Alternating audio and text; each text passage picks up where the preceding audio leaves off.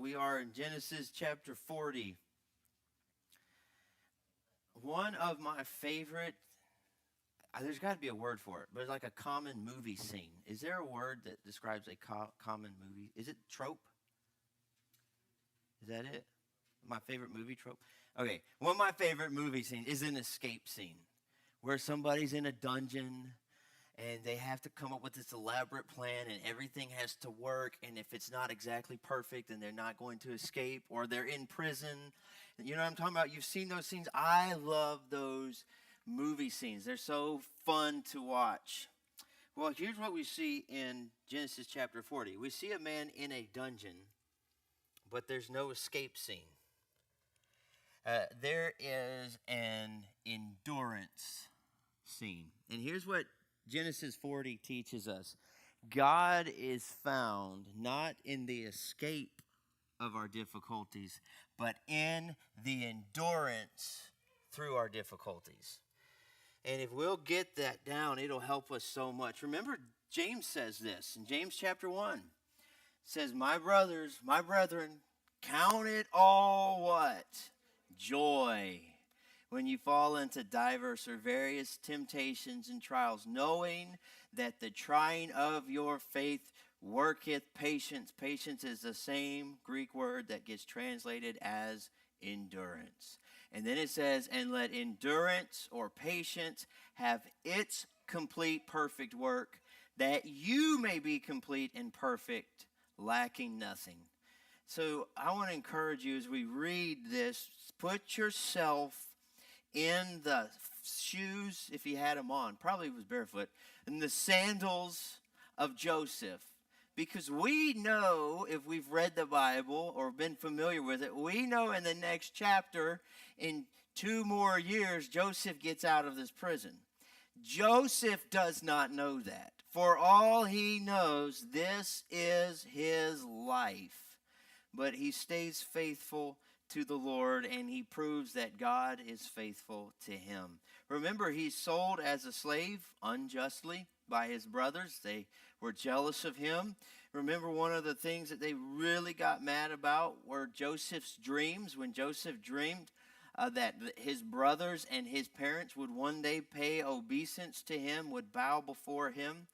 Well, even though he was sold as a slave, he walked in his integrity. He had diligence. He was trustworthy, and he became in charge of all of Potiphar's house. Potiphar was a captain of the guard, a military official, and Joseph was in charge of all of that. And remember, Potiphar's wife tried to tempt him, tried to seduce him. Joseph said no. She tempted him day by day, and day by day Joseph said no, until one day it was just her and him in the house with nobody else around. She grabbed him by the coat and said, lie with me. And what did Joseph do? He ran. The Bible teaches all throughout it, when it comes to lust, flee. Flee, run from it. And that's what Joseph did, and he honored the Lord. But what happened to him? He was unjustly accused of trying to seduce Potiphar's wife, and so he was thrown in prison. And it wasn't just any prison. It was the prison where the king's prisoners were kept. This is a prison of no escape. In the Old English of the King James, it calls it a dungeon. And in our text today, he's not only unjustly sold as a slave, he's not only unjustly imprisoned, he is unjustly forgotten. Yet he finds God is faithful through it all. Can I tell you, God often does his deepest work in the darkest rooms of our lives. Let's read the story and talk through it together. The Bible says, Genesis 40 verse 1, and it came to pass after these things, after he's thrown into the prison, and remember, when he gets there, he's put in charge of the prison because he has so much industry, so much work ethic and diligence. So it came to pass after these things that the butler of the king of Egypt and the baker had offended their lord, the king of Egypt. And Pharaoh was wroth against 2 of his officers, against the chief of the butlers and against the chief of the bakers. And he put them in ward in the house of the captain of the guard into the prison, the place where Joseph was bound. And the captain of the guard charged Joseph with them, and he served them, and they continued a season in ward. The Bible doesn't say how long, but evidently they are there for a while, for a season. Verse 5, and they dreamed a dream, both of them, each man his dream, one night, each man according to the interpretation of his dream, the butler and the baker of the king of Egypt, which were bound in the prison. And Joseph came unto them in the morning, and looked upon them, and behold, what? They were sad. And he asked Pharaoh's officers that were with him in the ward of his Lord's house, saying, wherefore, why look ye so sadly today? Can I tell you, most of us would not have done that. Most of us would have started at least me, I would, as soon as these guys showed up, I would have started the complaint train of just how unjustly I was treated. Yeah, you guys evidently messed up some of the Pharaoh's food, either the drink or the food, and he's mad at both of you. I was trying to do right, and I'm in here.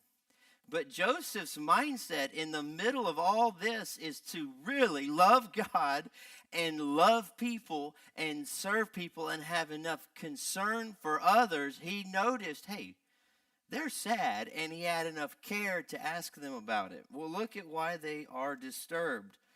Verse 8, and they said unto him, we have dreamed a dream, and there is no interpreter of it. And Joseph said unto them, do not interpretations belong to God? Tell me the dreams, I pray you. And the chief butler told his dream to Joseph, and said to him, in my dream, behold, a vine was before me, and in the vine were 3 branches, and it was as though it budded, and her blossoms shot forth, and the clusters thereof brought forth ripe grapes.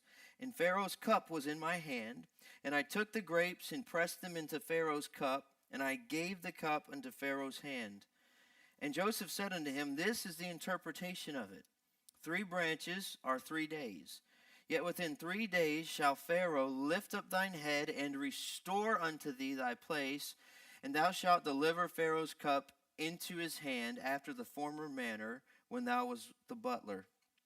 Verse 14, but think on me when it shall be well with thee. Remember me, don't forget me, and show kindness, I pray thee, unto me, and make mention of me unto Pharaoh, and bring me out of this house. For indeed I was stolen away out of the land of the Hebrews, and here also I have done nothing that they should put me into the dungeon. So evidently, Joseph has not complained about his circumstances or even shared his circumstances until right now, it seems, because right now he opens up about it. Verse 16, when the chief baker saw that the interpretation was good, he said unto Joseph, I also was in my dream, and behold, I had 3 white baskets on my head. And in the uppermost basket there was all manner of baked meats for Pharaoh. The birds did eat them out of the basket upon my head. And Joseph answered and said, this is the interpretation thereof. The 3 baskets are 3 days.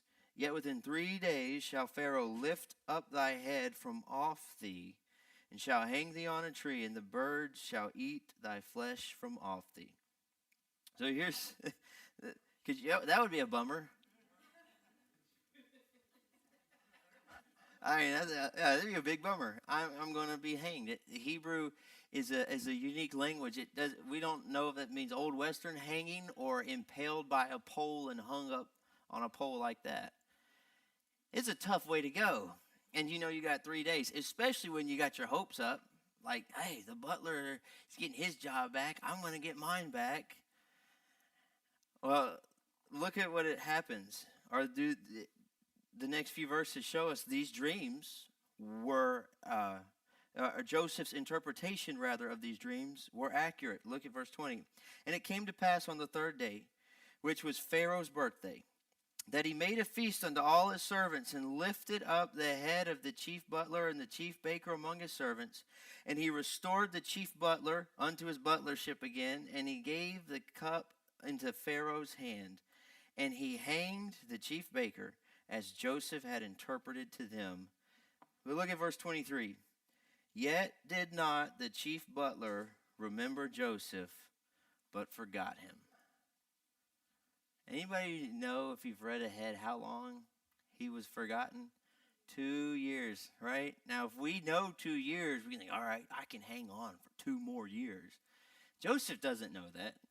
For all Joseph knows, this is his life. But Joseph's heart and attitude and posture before the Lord remained the same. Joseph does not escape the dungeon, but he shows us something better. There's 3 truths that we see in this text that are going to help us navigate the dungeons of life. The first truth is this: God reigns.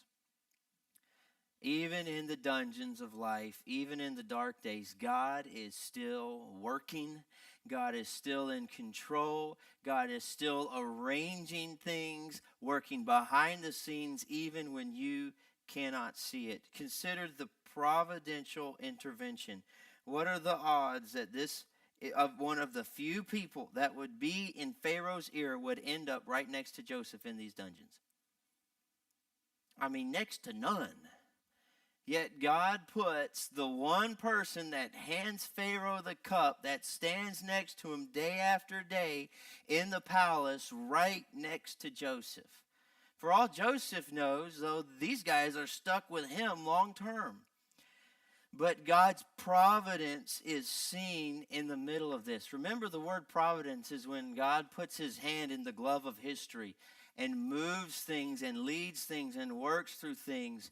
And he is proving that he's in control. So somebody may ask, okay, is God in control, or does man have free will? And you know what the answer is? Yes. Both are true at the same time. God is in control, and you and I have 100% of the option to choose whether or not we follow him. Well, God is working even when we don't see it. And by the way, that's one of the reasons faithfulness matters. See, if Joseph had gotten thrown in prison and said, forget this, I'm going to sleep the rest of my life away, he would have never been placed over the care of these 2 people. But Joseph's faithfulness mattered, and God's faithfulness was proven. We see the providential intervention and then Joseph's personal integrity. Look at verse 4. The captain of the guard charged Joseph with them, and he what? Served them. Man, that's the last thing I'd feel like doing. As an unjust prisoner, serve prisoners that deserve to be there. But you know what? Joseph ministered and took care of them, and we know it wasn't just, here's your plate of food, because in a few verses he checks on them emotionally. He actually served them in the way you and I think of that word. Can I tell you, in a dungeon, you know what will really actually help you feel a lot better? Just start serving other people. Instead of focusing on how bad you feel and how bad your situation is, serve other people. You'll be amazed.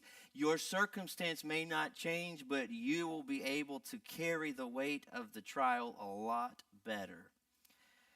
And when you can't see God, he still sees you. So how can I endure when I see no end in sight? Because Joseph sees no end in sight. Oh, remember that God reigns. Not only does he reign over our circumstances, but he remains with us in them. And that's number 2. God remains. See, God is found not in the escape, but in the endurance. And God remains with us. Remember last chapter, 4 times is talked about God was with Joseph. God was with Joseph. God was with Joseph.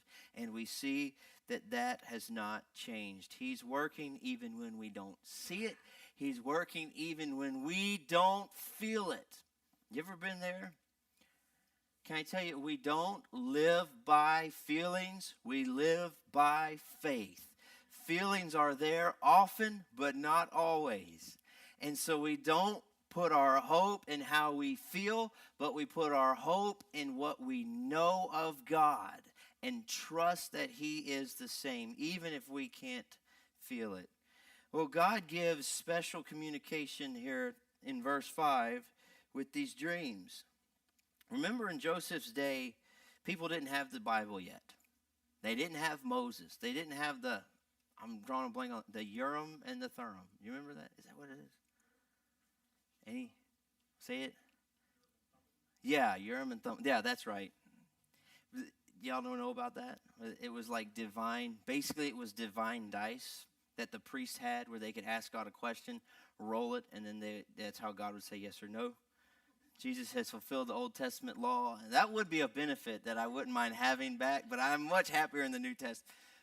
And they didn't have any of that. They didn't have the Old Testament. They didn't have the priesthood yet. So God was speaking through dreams. God would speak through audible voices. So this doesn't teach us to expect that of God, because today we have His Word.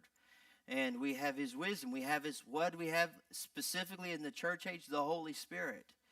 But God can do that, but that's not what this passage is teaching. And if you want to study a text on this, Ecclesiastes 5 says that dreams can just come from a multitude of busyness and stress. You ever been so stressed you had a dream? I've had dreams about some of you church people. Not, I have, but they're never like stressful dreams. It's more like just like we went, on some weird dolphin hunt or something, like some random, yeah. So, but anyways, dreams can come from a multitude of busyness, and the point of Ecclesiastes 5 is it's better to live in what you do know than the mystic emotionalism that you're trying to hunt for. And so keep that in mind as you read passages like this. Well, we see the special communication of these dreams. We also see the sincere compassion of Joseph. We mentioned it, but he comes in verse 6 and 7, sees them, notices they're sad, and then asks them, why are you sad? Yeah, Joseph wouldn't have heard these dreams if he hadn't had compassion. And I'm honestly, if y'all think I'm as spiritual like Joseph, I'm not. If I'm Joseph, I'd be like, how dumb did you have to be? You were in the palace. What'd you do to get down here? Yeah, I'd be sad too. Yeah, that would be me. Joseph has compassion and pity on these men and asks them what's going on. And if Joseph hadn't been doing what was right, if he hadn't been focused on living for the Lord, if he hadn't been modeling the two greatest commands, loving God and loving your neighbor, he would have missed out on something that eventually led him out of this prison. We also see Joseph's supernatural comprehension. Look at what he says in verse 8 as the last sentence, or the second to last sentence there. Joseph says this, do not interpretations belong to God. Can I tell you, Joseph is always pointing us to God. And it'd be easy to brag about that. Especially in that. Wouldn't it be cool? I can interpret any dream. Well, you know what Joseph is doing? He's giving God the credit. And because he's giving God the glory, God is working through Joseph to interpret these dreams. And the first guy dreams, I've got a vine with three clusters, and I have this cup, and I squeeze it into the cup, and I bring it to the king, and Joseph interprets the dream. It's 3 days, and 3 days you have your job back. You give the cup back to the king. And here's the baker. Oh, here's my dream. I had 3 baskets on my head. The top was a bunch of baked goods, and the birds were eating them. And you just see Joseph. Lord, do I really have to tell this man? Well, in 3 days, he's going to kill you, and the birds are going to eat your flesh. Well, that's exactly what happens. Can I tell you, Joseph in all of this, though, he gives a simple cry. Look again at verse 14 and 15. After he interprets the butler's dream, he says, but think on me when it shall be well with thee. Show me kindness, I pray thee, and make mention of me unto Pharaoh, and bring me out of this house. For I was stolen away out of the land of the Hebrews, and here I have done nothing that they should put me into the dungeon. Can I tell you, Joseph is not ignoring his problem. He's acknowledged it. He's just not letting the problem dictate his attitude or his actions. And that is something that every one of us as children of God have the choice. And we live in a culture that tells us we are victims of our society. We're victims of our personality. We're victims of our where you score on this psychological chart, or how your mom treated you, or how your dad treated you, or how you grew up and what culture you come from. And it's not to say those don't play a role, but friend, those are never an excuse to choose to do what's wrong. Through God, you can choose to honor him in any circumstance. And Joseph shows that to us. If you took Joseph's background and Joseph's case and brought it to any psychologist, Joseph would have gone insane. He would have had severe anxiety, severe depression, severe all the things. But Joseph, with the Lord's help, overcame what should have controlled him, and he did what was right anyways. Can I tell you, you can do it as well. I can do it as well with the Lord's help and presence. And we may not, God may not prevent trials, but he remains present through them. And we don't live by explanations. We live by promises. And we trust those promises to be true. And one of the things I see from this is it's not our job to do God's job. You see, Joseph's not trying to do God's job, but he is doing his job to the best of his ability. It's God's job to do God's job, and it's your job to do your job and trust the Lord to handle the rest. You do your best, let God handle the rest. Yeah, that's true as parents. That's true in our marriage. That's true in our walk with Christ. That's true in every avenue of life. Be like Joseph. He didn't complain, he served. He wasn't lazy, he was diligent. He was trustworthy. He pointed people to God. He was more concerned with the sad face of two more or less strangers than he was concerned of his own well-being. When you're faithful like that, can I tell you, God sees it, and God will get you through it. When God remains with you, one of the things he does is he reminds you that he hasn't forgotten. And the third truth that helps us navigate the dungeons of life is that God reminds. If it weren't for the reminders of God, we would forget. And what is the greatest reminder that we have today? The Bible. By the way, this is one of the reasons I push back on the papacy. Isn't that a fun word? The Pope and all of his popeness. Peter is supposed to be, according to the Catholic Church, Peter is supposed to be the first pope. Yeah, that's not even, but let's just hypothetically say it's true, all right? Peter writes a letter. It's called 2 Peter. It's in the Bible. And Peter says this, he tells the truth of the gospel, how to grow, how to grow and thrive as a Christian. And then he says this in chapter 1, I'm going to remind you of this till the day I die. So I've already told you, I'm telling you again, I'm reminding you, and I'm going to remind you again and again until the day I die. And after I die, there's another reminder for you to follow, and it's not my successor. Peter doesn't say it's Pope number 2. Peter says you have the more sure word of prophecy. The apostles left us the scriptures to follow. And this book is the greatest reminder that you and I have, that you and I need to hold to when we go through dungeons. So you say, how was this a reminder to Joseph? Well, look what happens in the next few verses. We won't read it, but in verses 20 through 23, the dreams come true. Now, Joseph, as a 16, 17-year-old boy, had a couple dreams that seemed like they were never, ever going to come true.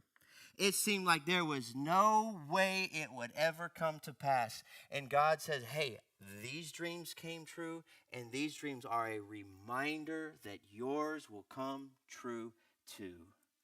Can I tell you, if God keeps one promise, he'll keep them all. And God was faithful. The evidence that God's truth persevered and these dreams came to pass is evidence that Joseph's would as well. God was faithful, but consider this, the butler was forgetful. In verse 23, the chief butler didn't remember Joseph but forgot him. He was with him a season, the Bible says. We don't know how long that was, but he was there for a while. He was there long enough for Joseph to recognize when he was having a bad day, and he forgot him. You ever felt forgotten? That's no fun. But you know what, though? God remembers you when others forget. Even when people forget us, God remembers. And faithfulness matters most when nobody notices. Faithfulness is proven when nobody notices. And if we do what we do for other people to notice us or for other people to remember us, then we will not be happy. Because people are not going to remember every time. I love my wife to absolute death, and I don't remember every good thing she does for me week in to week out, and vice versa. But you know, you don't do it for people.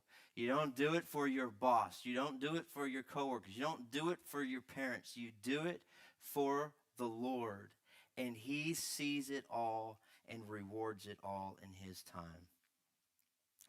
The butler was forgetful, but Joseph was firm. Go to the next chapter. Look at verse 37 through 39. This is 2 years later, after all of this. It says this, and the thing was good in the eyes of Pharaoh, in the eyes of all his servants. Verse 38, and Pharaoh said unto his servants, can we find such a one as this, a man in whom the Spirit of God is? Joseph, even though he was forgotten, remained faithful, remained steady, and God blessed him for it. Can I tell you, instead of looking for the negative things, look for tokens of God's grace. Look for God's reminders in trials to hold on to. And obedience counts even when our outcomes don't change. Obedience counts even when the trial is still looking at you in the face. And I can picture Joseph every day. Maybe he remembers today. All right, I got to go take care of all these prisoners. The next day comes. Well, maybe he'll remember today. And then a week goes by. 2 weeks go by. Oh, he's just waiting for the right time. He's got to say it at the right time so that Pharaoh's not upset. And then a month goes by. Oh, he's probably just trying to get in good graces. I know once he gets in good enough graces, then he's going to say something. And then 2 months go by and 3 months go by. And eventually Joseph has to say, oh, guess he forgot. But God still was with Joseph, and Joseph still did what was right. In our story, chapter 40, Joseph is 28. It would be 2 more years before he got out of prison and stood before Pharaoh. But again, he didn't know that. But he just kept going. You know, the Christian life is like a marathon. You know, you're all excited at the start of a race, aren't you? Man, I'm all pumped, ready to go. I got my number. I'm like, I'm going to try for first place. Some of you, maybe you've raced enough, you hate it, but bear with me. You're all excited, you ate bananas and you carb-loaded the day before with pasta. You're ready to go. And then you hit mile 5, and you're like, oh, that's all right. I'm going to go for second place. And then you hit, and you hit mile 10, and you're like, I'm going to be top 100. And then you get mile 20, and you're like, I'm going to just try to finish. And the Christian life is like a marathon, but here's the thing. We don't know how many laps are left. We just know we're going to make another lap. You know what, though? Sometimes it's good to look back and say, I wanted to run a marathon, and God is with me on mile 20 or 25, just like he was on mile 1. And Joseph didn't know what mile he was on, but he knew he'd keep running. He served, he cared, he was diligent. He did what was hard. He focused on others, And circumstances didn't control his choices, and circumstances don't control your choices. You do, by the grace of God. You do. Can I tell you, here's the bottom line. God is found in the endurance more often than the escape. Now, Joseph is about to be in charge of the entire known world. He is about to, at his own discretion, be able to kill whoever he wants, have as many women as he wants, eat whatever he wants, drink whatever he wants, have full freedom. But you know what he had to have before he got into that position so he wouldn't abuse it? He had to have character. And character is built through enduring trials and difficulties. That's what James chapter 1 teaches us. You know, movies, they make all these fun escape scenes. I've never seen a movie that sits you there for hours upon hours with the waiting to get out of prison scenes. Do you know why? Because it's boring. It's mundane. But that mundane, day-to-day faithfulness is where God builds character. Did you catch my sermon title? The butcher, the baker, the character maker. The character maker. There it is. There's the title. The butler, not the butcher. The butler, the baker, the character maker is God. And he builds character in trials. But we have to endure as good soldiers of Jesus Christ. With heads bowed and eyes closed, let's take a moment to pray however the Lord spoke to your heart. Between being sold as a slave and standing before Pharaoh, there was about 13 years that Joseph endured. He endured slavery, but he was faithful and God was with him. He endured the prison and the dungeon, but he was faithful and God was with him. And God brought him out when he had the character he needed to do the task he was destined to do. Can I tell you, you may be in a trial and you're just waiting for an escape, but you'll find God right where you are in the endurance. I'll give everyone a chance to pray however the Lord spoke to your heart.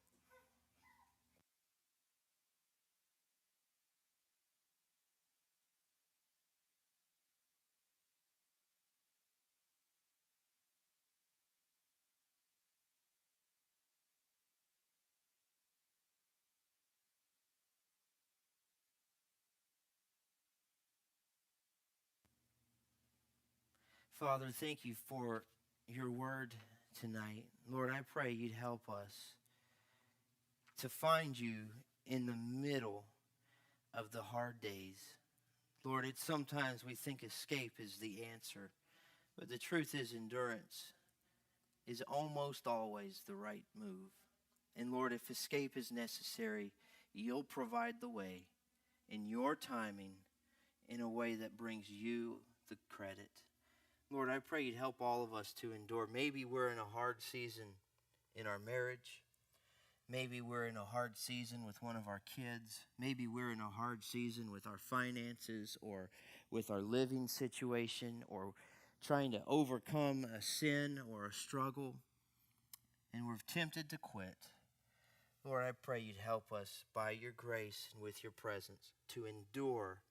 Though we may not know the end of the story, we know that you have written it and you know the end of the story, and it's good because you are good. And Father, we praise you for it and ask for your grace and help in Jesus' name. Amen.